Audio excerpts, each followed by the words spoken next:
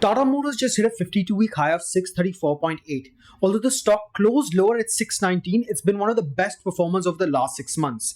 Over the last 6 months, it's up nearly 50% versus the Nifty that's only up 8.16%. This is largely due to the stellar performance of Jaguar Land Rover. And as our market expert Mr. Dipan Mehta points out, Jaguar Land Rover is expected to drive the profitability for Tata Motors for years to come. But before we hear what he has to say, let's understand the situation a bit better. So Tata Motors reported overall sales of just above 3 lakh units, up only 5% from last year. But commercial vehicle sales were down 15% compared to last year, and passenger vehicle sales were only up by about 8% compared to last year.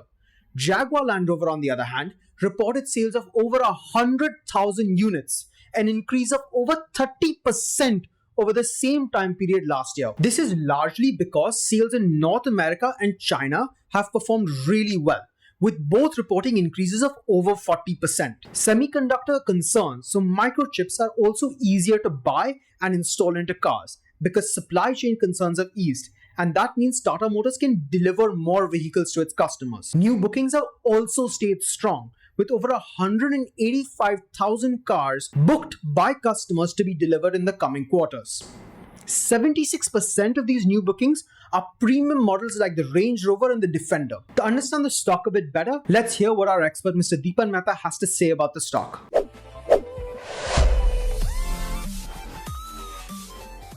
Ratan Tata was very fond of the Jaguar car. In fact, some say he actually owned a Jaguar as well.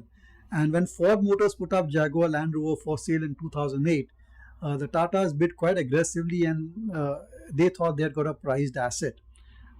Maybe they overpaid, that's what analysts said at that point of time, because Jaguar Land Rover was really suffering at that point of time in terms of financial, in terms of capacity utilization. But they had 2-3 fabulous products. And in hindsight, I think it was a very good acquisition. They have more than recovered the investment which they have made. It's grown in terms of contribution, volume, value, and the products have been absolute global hits. The Land Rover, the Discovery, the Jaguar XJ, XF, and the XE models have all done really well. They expanded into China as well, and I think that although they may have overpaid at that point of time, it does appear to be a very strategic and sensible decision. For many years, Jaguar Land Rover will be the key performing division for Tata Motors, and that's something which one needs to keep track of.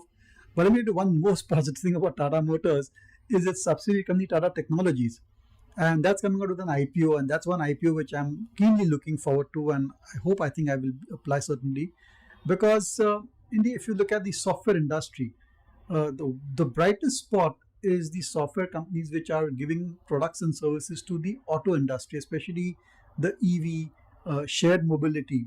And that's where Tata Technologies is focused. And given the kind of returns that other such companies in the listed space like Tata Elxsi and KPIT have given, I think we have very high expectations from Tata Technologies as well. And they're trying to monetize that particular asset, and which is very positive because it will go a long way in reducing their debt.